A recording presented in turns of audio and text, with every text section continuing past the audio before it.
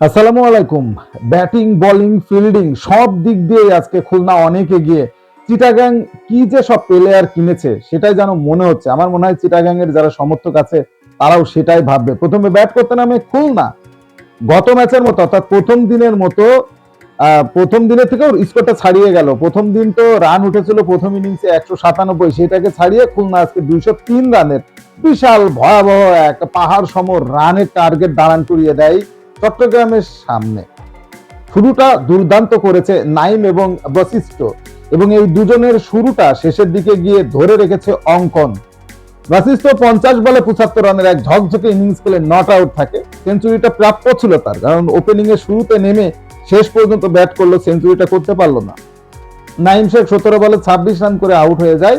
মেহেদী মিরাজ এর পরবর্তীতে নামে, কিন্তু সেও যুগ করতে পারেনি, 18 রান করে আউট হয়ে যায়। আফিফ যে ক্রিজে আসলে রানের ফোয়ারা ঝুরছে, সেখানে আফিফ মাত্র 8 রান করে, সেও অফ ফর্মে আছে, ফর্মে ফিরতে পারলো না। তার জন্য আসলেই একটা খারাপই ব্যাপার, কারণ আফিফ এমনি অফ ফর্মে আছে, আজকের সিরিজটাও ব্যাটিং সহায়ক ছিল, সেখানে আসলে সে রান করতে পারলো না।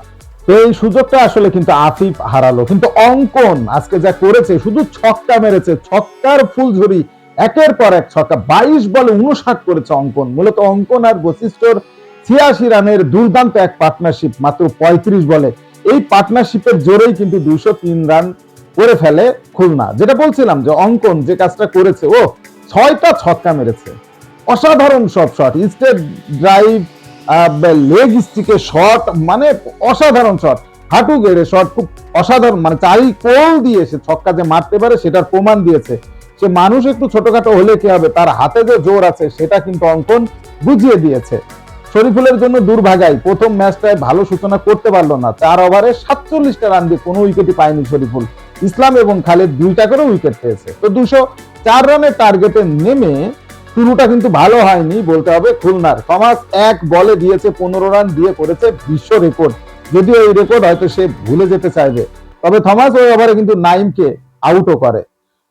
শুরুটা যেমন হওয়ার দরকার ছিল, খুলনা যেমন শুরুটা ভালো করতে পারেনি, চিটাগাংও কিন্তু শুরুটা ভালো করতে পারেনি। একের পর এক উইকেট পড়তেই যাচ্ছে, আসা যাওয়ার লাইনে আছে, মনে হচ্ছে কে আগে ড্রেসিং রুমে যাবে এই পাল্লাটা শুরু করে দিয়েছিল। নাইম 12, ইমন 13, মানে কেউই দাঁড়াতে পারেনি। পাকিস্তানি রিক্রুট উসমান 18 করে চলে গেল, তাহলে রানটা করবে কে? ক্যাপ্টেন মিথুন একটা 4 মেরেছিল, মেরে মনে হচ্ছিল যে আজকে ভালো কিছু হবে, তো ওই 4এই শেষ। ওখান থেকেও আসলে আর ভালো কিছু করতে পারলো না। মোটামুটি 204 রানের টার্গেটে যেমন ব্যাটিং দরকার টপ অর্ডারে এবং মিডিল অর্ডারে, কোনোটাই কিছুই করতে পারেনি। একেবারে বিচ্ছিরি অবস্থা, যাচ্ছে তাই অবস্থা। 75 রানে 6 উইকেট পড়ে গেছে।